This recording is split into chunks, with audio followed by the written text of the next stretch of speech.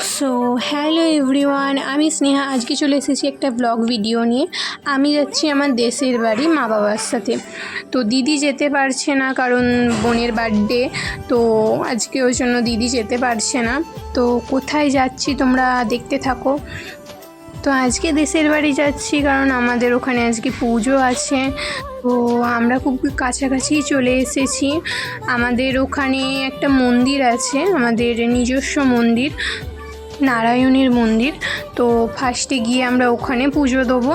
তো আমরা চলে এসেছি, এসেই দেখছি মন্দিরটা কত সুন্দরভাবে বানিয়েছে। মন্দিরটা কিছুদিন আগে অভিষেক হয়েছে, তো আমরা কিছু প্রবলেমের জন্য তখন আসতে পারিনি।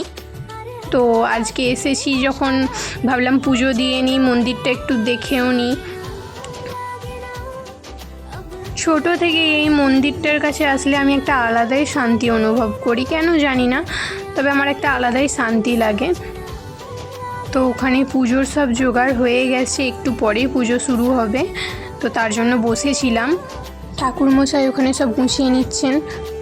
তো এই দেখো পুজো শুরু হয়ে গেছে।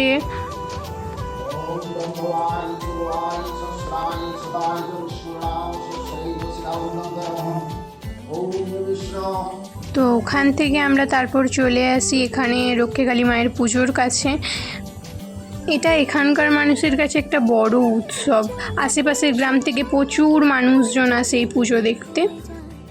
কিছুদিন ধরে এখানে মেলাও চলে, প্রচুর মানুষ আশেপাশের গ্রাম থেকে মেলাও দেখতে আসে।